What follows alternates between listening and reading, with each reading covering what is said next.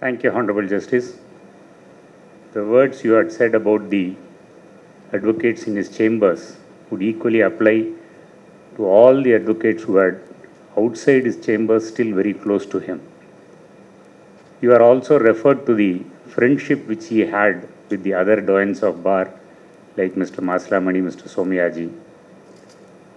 Whenever any junior had moved with R.K. sir and we had the occasion to be close with him, he would always put his hands on our shoulders, hold our hands together. So every other junior will feel that friendship from a great man. And whoever had followed his footsteps, till today, never there had been any setback, either it is professional life or personal life. And that is the legacy which he has left. And many of us who are here in this hall will stand testimony to that. Thank you for your very kind words. Now coming to the event of the day, as Mr. Sundaresan had said that when we thought about this endowment, two things were specified. One is that as to how we are going to support the students to carry forward the high principles of R.K. sir. And we also thought that there should be an annual lecture. So we keep revisiting, we keep remembering sir forever. And the annual lecture, we have said that it would be on constitution law. So the inaugural annual lecture, we wanted only Mr. Dattar to give. Me and Mr. Kumaresh had a discussion about it.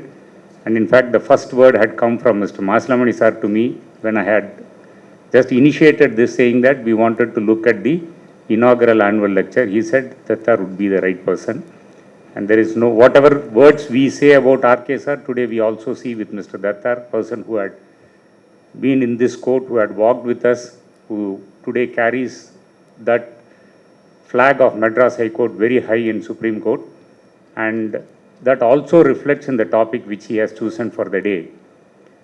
From very many constitutional cases, till the last week, whatever Supreme Court had said, it is always Madras Bar Association, case 1, case 2, case 3. And the architect is none other than Mr. Dattar. I invite him for this wonderful lecture.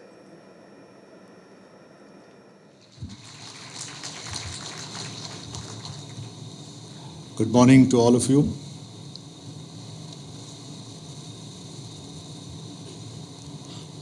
Honorable Justice F.M. Ibrahim Khalifullah, former Judge of the Supreme Court of India, Mr. Justice Kumaresh Babu, Judge of the High Court and from the chambers of Sri R. Krishnamurthy,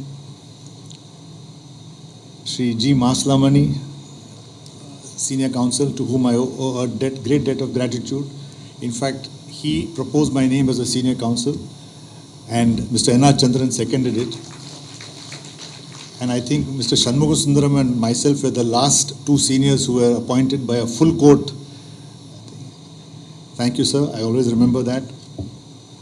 My dear friend, Professor Gauri Ramesh, Registrar of TNDALU, and my dear friend Sundar, who without my permission disclosed that it's my wedding anniversary.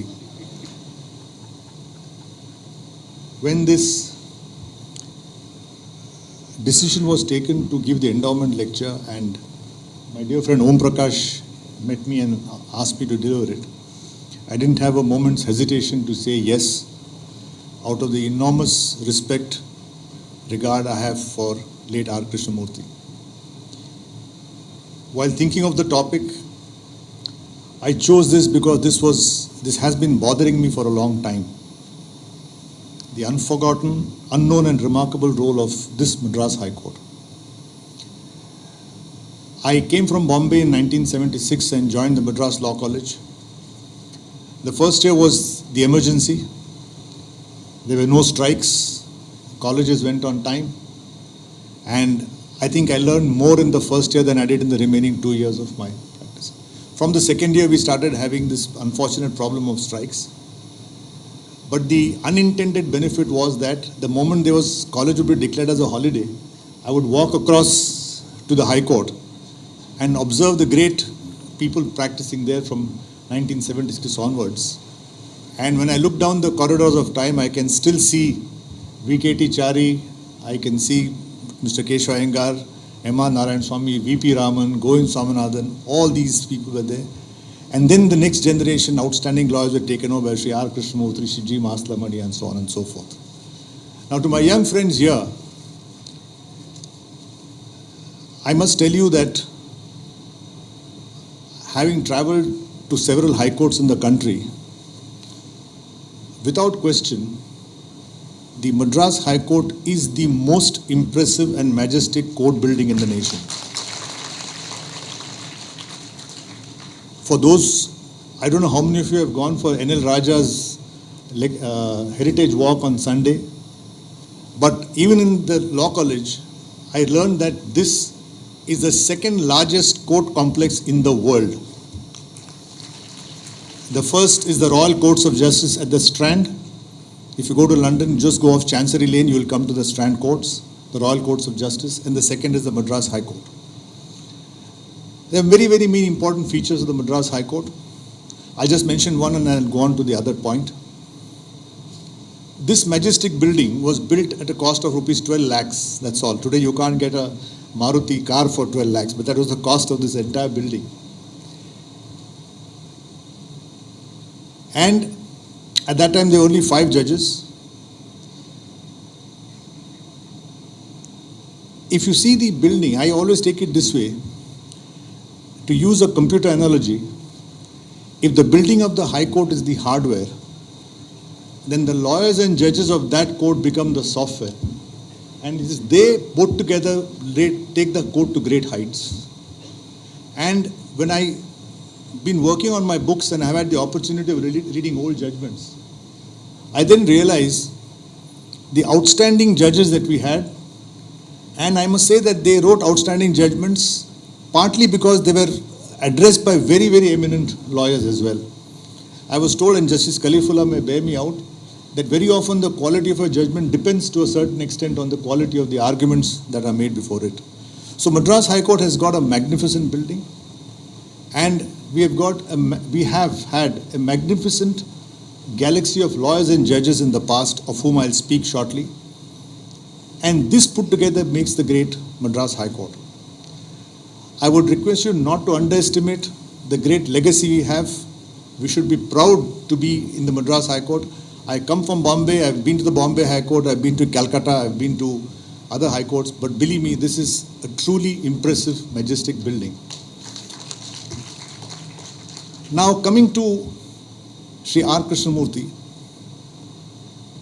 much has been said about him, and in fact it is difficult to exaggerate what a great gentleman he was. When I was a lawyer, we used to get that Ho and Company diary. I don't know if it is still there. There used to be a long diary published by Ho and Co. And if you open that Ho and Co, we used to buy it every year. There was a piece on what makes a perfect gentleman by Cardinal Newman. You can still get it on the net, Cardinal Newman's description of a perfect gentleman. And without a trace of flattery, without any exaggeration, if you just keep that Cardinal Newman's description as a gentleman and think of R.K. Sir, both will match.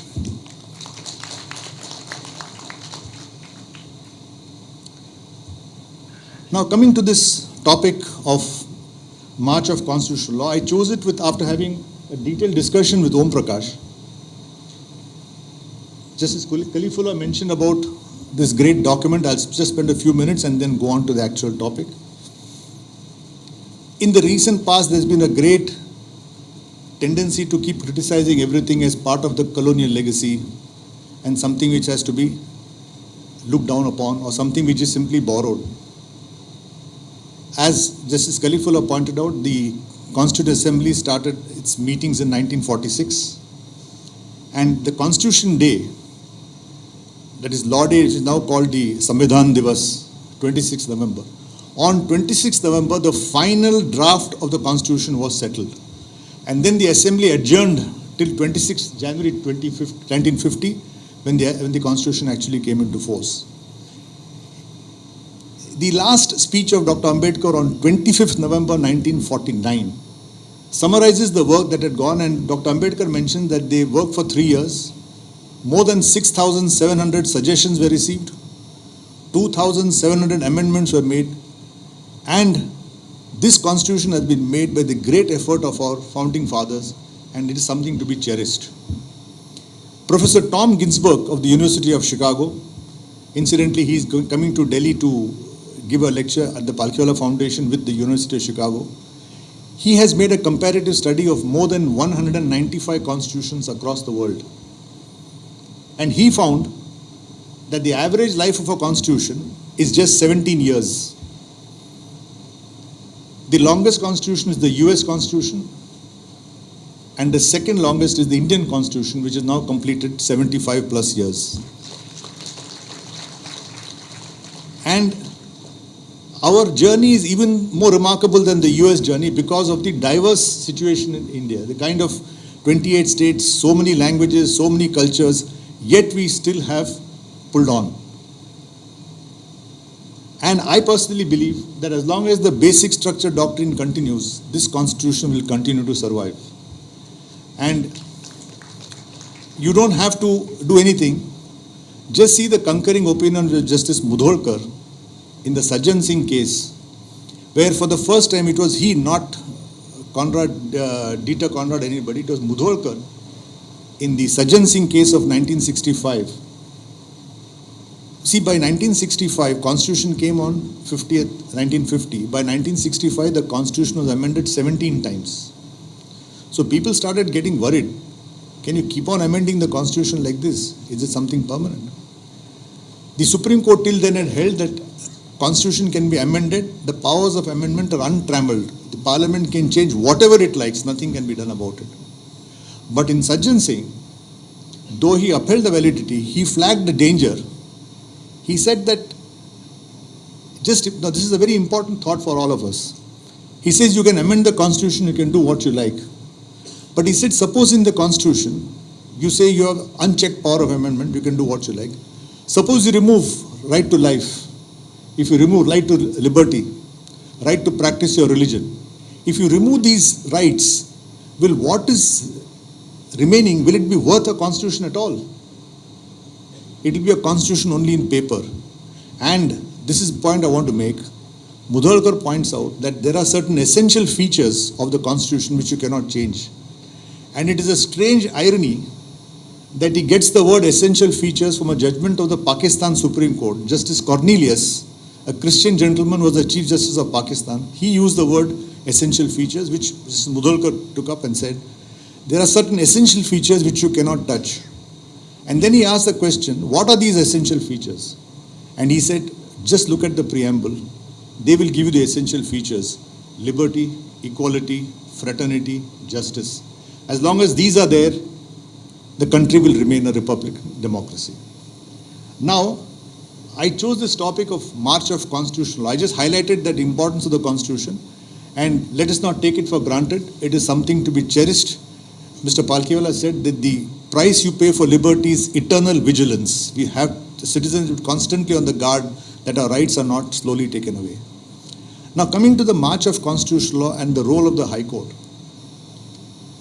What is happening now, I found, is that now today, if you take the Supreme Court cases, there are 20 volumes per year. We have 34 judges in the Supreme Court. The unfortunate consequence which I find is that very many outstanding judgments of the High Courts get unnoticed in this tsunami of the Supreme Court judgments that get all over. And when I was working on the book, one thing I followed, I learned it from my seniors, and I would recommend my young friends to also do, is that when you go to the Supreme Court judgment, and if it has come from a particular High Court, it is worth seeing what that High Court said about it. See what the judgment of the High Court was. And I started the practice of trying to do that. And in the course of that, I realized that there were priceless gems of judicial wisdom which our High Court gave, which went to the Supreme Court. People only remember the Supreme Court, they have forgotten what the High Court has said. And that's why I said the topic was the unknown and the remarkable role of the Madras High Court. And I'll just give 5 cases and one thing about the 9th schedule, and I'll complete my lecture. Now, as Justice Khalifullah pointed out, our constitution came on 26 January 1950. For the first time, Part 3 gave us fundamental rights, right to property, right to free speech, and so on. Now, very many constitutional problems triggered from the then Madras Presidency. One case is not from the Madras High Court, but all of us have heard the A.K. Gopalan case, right? In fact, incidentally, I have been trying, Justice Khalifullah will know, that A.K. Gopalan is writ petition number 13 of 1950. I'm still trying to find out which was writ petition number 1 of 1950, which was writ petition number 2. I'm not able to get the answer. Anyway, A.K. Gopalan was arrested in Madras. He was in Madras jail, and his writ petition was filed in the Supreme Court. The 13th writ petition filed in the Supreme Court was the A.K. Gopalan case. It was argued by Sri M.K. Nambiar, one of the greatest constitutional lawyers and the father of Sri K.K. Venugopal. But I'm not dealing with A.K. Gopalan because my role is to stick to Madras High Court judgment. But I'm saying that the first landmark judgment on Article 21 was triggered by an arrest from Madras, argued by a gentleman, by Sri M.K. Nambiar. That's ultimately led to A.K. Gopalan. As far as the Madras High Court is concerned, the first important case was of Mr. V.G. Rao. All of you have heard the name Rao and Reddy, a famous firm which dealt mainly in labor matters. And V.G. Rao was a barrister and the General Secretary of People's Education Society. It had, from the judgment, it had leftist leanings, and immediately after independence, a lot of communists were arrested, detained, and so on and so forth. Now, V.G. Rao's matter was challenged before a full bench of the Madras High Court. And if you see the earlier judgments, you'll be amazed at the boldness with which they struck down the legislation when they found an infringement of liberty.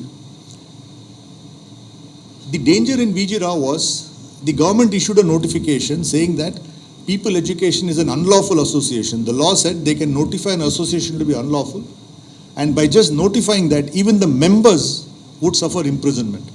So if they declare the Bar Association to be unlawful, all the advocates or members also can be liable to prosecution and imprisonment. That was the draconian law. Now read, if you get the time, it is AIR 1951 Madras 147. Those who are interested, please read the judgment. 1951 Madras 147, full bench.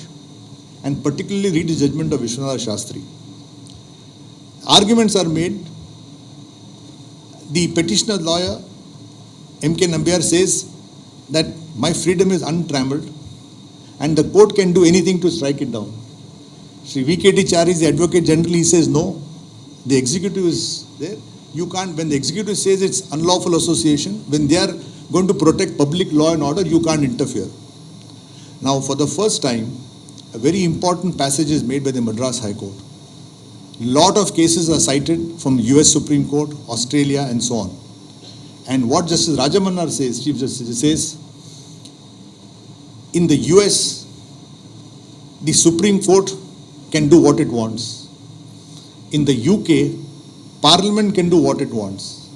But in India, neither Parliament nor the Supreme Court can do what it wants. All are bound by the Constitution.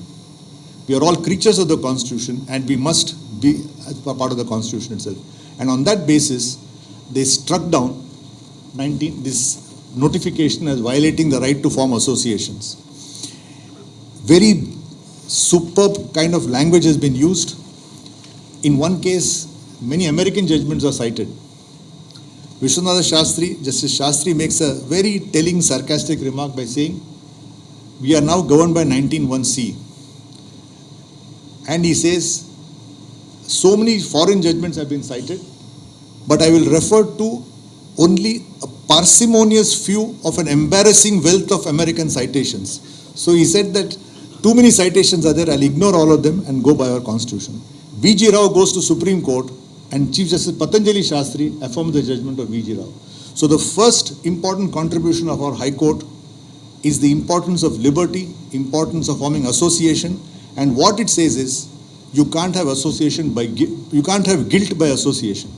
Just because you're a member of an association and that association is found to be unlawful, the members of the association cannot face adverse consequences. That's a very important thing. We are still fighting that in the UAPA. 45D says so. If you're a member of an unlawful association, the members also suffer this. That is under challenge in the Delhi High Court. We'll be arguing it in January. But what was said in that day, unfortunately, still continues today. That is a sad commentary. Now the next important case is Champakam Dorerajan, which all of you must have heard, the famous communal GO. Now, Article 15, which was first started, it said that the state can make special provision, but state cannot discriminate only on grounds of religion, race, caste, sex. Now, this GO said they had a kind of a quota system, which is very peculiar. For every 14 seats in medical or engineering colleges, 6 would go to non-Brahmin Hindus, 2 to backward Hindus, 2 to Brahmins, 2 to Harijans, 1 to Anglo-Indians and Christians, and 1 to Muslims. So 14 seats were divided in this particular form. The Madras High Court full bench struck it down, saying that this is nothing but discrimination on grounds of caste. That went to the Supreme Court upheld it. And just to make my point, without meaning any disrespect to any court, read the Madras High Court judgment, read the reasoning in the Madras High Court judgment. Supreme Court affirms it, but you will find the quality of reasoning, the outstanding language of Justice Rajabannar, Justice Shastri, Justice Somasundaram is really remarkable. That's why I said these High Court judgments are our priceless treasures which we should not forget. I wanted to bring it to your notice. Now, danger starts. 1950, the Constitution comes. This judgment of declaring associations unlawful is struck down, affirmed by Supreme Court. So all over the country, wherever these communist organizations were declared unlawful, all of them were struck down. Zamindari abolition, people started acquiring land, but government did not pay compensation. Land acquisition laws were struck down. Romesh Thapar, Crossroads, Article 19(1)A, freedom was struck down. So case after case after case was going against the government. There was panic. And if you get time, there's a fantastic book, wonderful book called 16 Stormy Days by a person called Tripur Daman Singh, who has given the background of the First Amendment. Now, when the government started losing case after case in Zamindari, freedom, association, reservation, all these cases were going, Pandit Jawaharlal Nehru said, the constitution is being hijacked by lawyers. He used the word purloined by lawyers. And we will not allow our Zamindari reform to be stonewalled or allowed to be stopped. But what to do? In fact, as a student of constitutional law, if the government had just paid reasonable compensation for all, half the problem in the country would not have been there. We would not go up to basic structure. But coming back to 1951, what is the solution now? Article 19 is there, 14 is there, 31 right to property is there. How do you get over this? Then comes the Madras genius. Sri V.K.T. Chari, who was the Advocate General, he wrote to Mr. P.M. Sundaram, who was the Law Secretary, why don't you do one thing? You have a 9th schedule. There are 8 schedules in the Constitution. Make a 9th schedule. Whatever law is put in the 9th schedule, you make it immune from attack. So once I can make any law, I can take away your land at 45 rupees and put it in the 9th schedule, nobody can question it. So this law, 9th schedule, was made, and this, as I said, is a unknown contribution, and it was discovered, nobody knew about this. Granville Austin, when he wrote the book Working of an Indian Constitution, he was going through all the constitutional papers in the Nehru Library, and he found that this correspondence between V.K.T. Chari and P.M. Sundaram saying you create this schedule and say that any law put in that schedule will not be liable to attack. Gajendra Gadkar remarked sarcastically, we are the only constitution where the constitution requires a protection against itself. So this is the comment made. So this is the 9th schedule which came. Now in the 9th schedule, once you place the law in the 9th schedule, nobody can attack it. So all the land reform laws were placed. Many other laws were placed there, and they got full protection. Just to fast forward, from 1951, this first amendment was moved on 10th May 1951. And interestingly, to tell your students, there is still a debate whether the first amendment is correct or not, because that time there was no Rajya Sabha. Article 368 says amendment by both houses. There was no second house. So whether that amendment was valid or not is still a question that is raised in Shankari Prasad but not fully answered. But that's an interesting conundrum of constitutional law. How could you strike down a law when there was no upper house? So after Champakam Dorarajan, after V.G. Rao, 1951, they made a law, 9th schedule, and over the years, almost 300 acts were placed in the 9th schedule, which were immune from attack. Fast forward to 1973, Kesavan Bharati. Kesavan Bharati was the Matadipati of a Math in Kerala. His lands were taken away by the Kerala Land Reforms Act. That was struck down by a full bench of the Kerala High Court. What did the government do? They took those same acts and put in the 9th schedule and retrospectively said all these laws are valid. So his lands were taken away and nothing could be done. He questioned that in the Supreme Court, and the Supreme Court finally said that you can amend the constitution but you can't take away the basic structure. Now the 9th schedule gives complete immunity only up to 24th April 1973. What the Supreme Court has said is after 1973, if you make any amendment, see, you can't put anything in the 9th schedule except by a constitutional amendment. So any law you put in the 9th schedule can still be challenged if it violates basic structure. So to that extent, the immunity is gone. And today, as I said, we completed 75 years. And as I told in some other lecture also, if we preserve the basic structure, we will easily complete 100 years, 125, 150. That is my personal view. Now, after that, what are the other two cases which I will deal with? One case which we don't realize the great importance is a simple sales tax case, which then defined the scope of state's legislative power. Now, those of you who are students here and all lawyers, you know this, in the list one there is entry 97, laws not otherwise specified, residuary entry. Just see how a simple case goes into a great constitutional principle.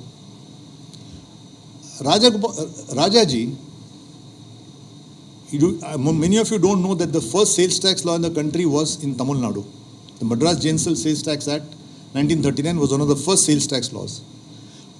To get more money, they were taxing sale of goods. Lot of building construction was going on. So he said all works contracts shall be deemed to be a sale and levy tax on that. He said works contracts shall be deemed to be a sale.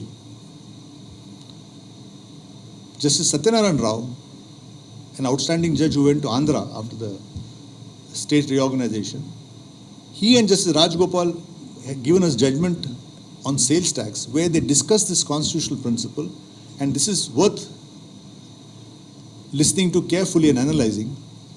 He said that the states have a power to tax sale. What is sale? It's not defined in the constitution. But he said, when constitution uses the word sale, sale is nomen juris, it means something. Sale means there should be a seller, there should be a buyer, there should be transfer of property in goods. The goods of the seller should become the goods of the buyer. And he said in a works contract it doesn't happen. And this is the most important principle laid down, which is applicable to list 2 and list 3. He said,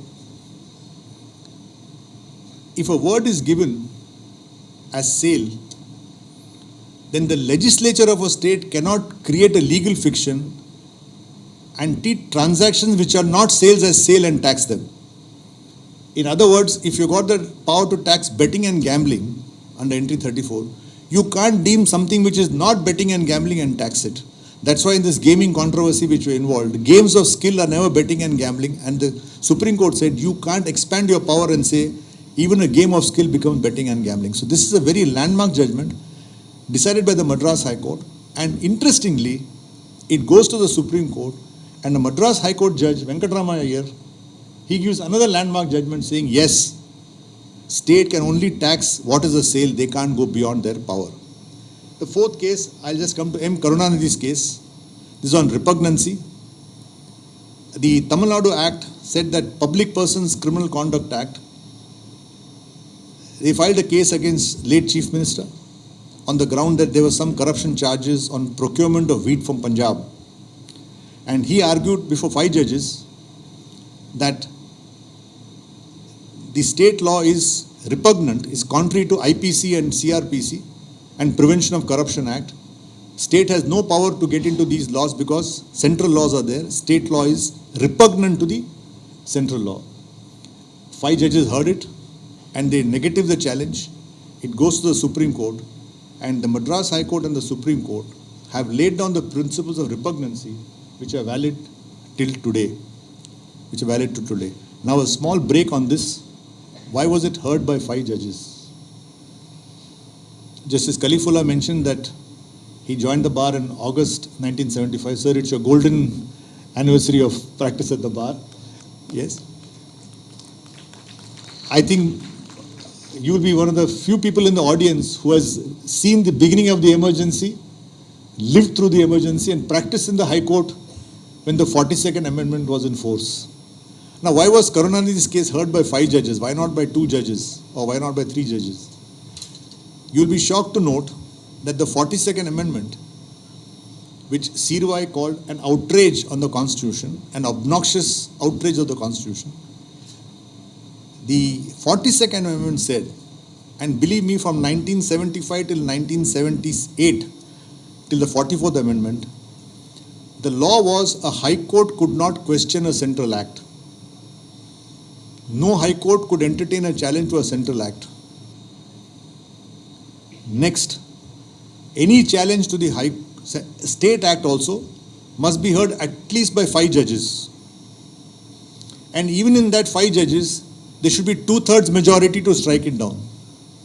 So with all this restriction, it was heard by 5 judges. Fortunately, after the Janata Party came to power, they removed all those submissions. So that's how Karunanidhi's case came to be heard by 5 judges.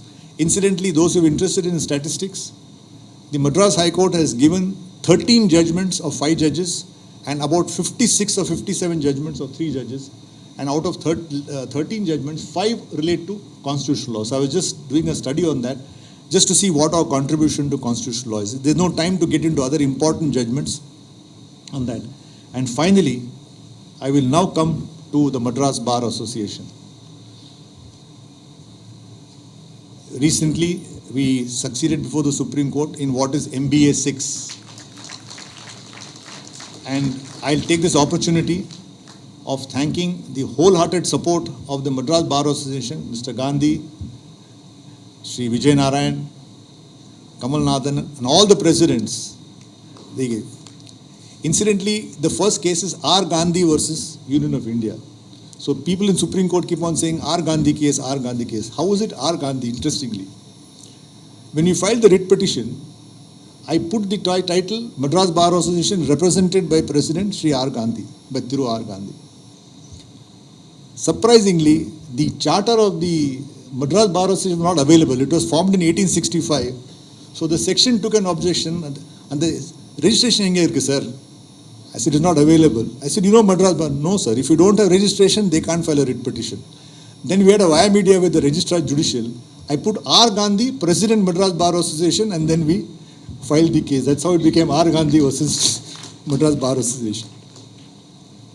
Incidentally, L. Chandrakumar also is a member of our association, another leading case. Anyway, so this, in the emergency,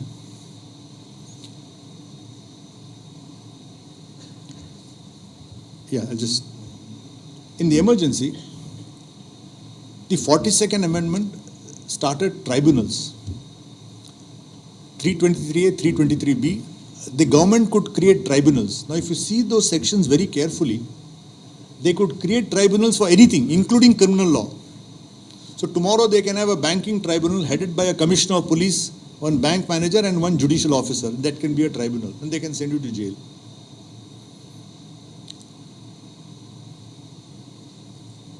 This particular provision, 42nd Amendment, now this is one of the puzzles of history is after the Janata Party came to power, Shanti Bhushan had a discussion with the opposition and said that because when the Janata Party came to power, they did not have majority in Rajya Sabha. So they wanted to repeal the 42nd Amendment. They could not do so without the collaboration of the Congress Party. So the 45th Amendment bill was moved. On the first round, it was about to lapse because there is no majority. It actually lapsed. Then Congress said, we will allow all the amendments except two. You can't remove the word secular, socialist, and you can't remove the words, and you can't remove the chapter on tribunals. I don't know what was so great about tribunals, and we are paying this price for the tribunalization of justice. Tribunal after tribunal was created.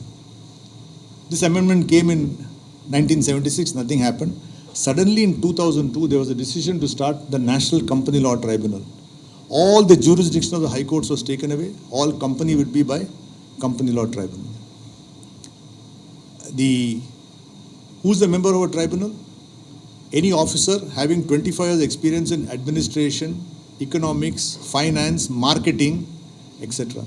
So when I argued the case, I said, joke that except fisheries and animal husbandry, you could be a civil servant and become a member of the tribunal. To our credit, to our luck, the matter came before Justice Jaisimha Babu and Justice Karpa Vinayagam. We argued the case for quite a few days. Sri V.T. Gopalan appeared on the other side. And Madras High Court said, place limits on tribunalization, which is continuing till today. So MBA 1 was the first check on tribunals. Then what happened? They had the National Tax Tribunal. I'll just take 5 more minutes and I'll conclude. Then came the National Tax Tribunal. That is even worse. All tax cases, income tax, sales tax, excise, will only go to tribunals. High courts will have no power over tribunals, direct appeal to Supreme Court. We challenged that also. Again, Madras Bar Association challenged it. And that, fortunately, was struck down in full, thanks to Justice Nariman. He laid down the principle under separation of powers, executive, judiciary and legislature. The decision, the last word on substantial question of law must remain with the judiciary, not with any tribunal. So that was struck down. Then we don't have time. Then we had MBA 1, MBA 2, 3, 4, 5 and 6. When MBA 5 came, Justice Nageshwar Rao expressed the hope. He said that this association has consistently canvassed the preservation of the judiciary, and I hope this will be the last case. But his hopes were belied. We had to have MBA 6, and I don't know if you're going to have MBA 7 or MBA 8, but I think that with the Madras Bar Association, we will continue to preserve and protect the judiciary. Friends, my time is up. I must once again thank the organizers. No, my time is 12:10. So, thanks. Yeah. Friends, no, there are so many other things, but I just thought I'll mention Madras Bar Association. It's been a great, in fact, one TV channel said Madras Bar Association is a tribunal warrior. So, and interestingly, I'll tell you, when we first succeeded in the Madras High Court, and I will also tell you one thing, Mr. Masla will recollect, Justice Jaisimha Babu was sitting in court 3.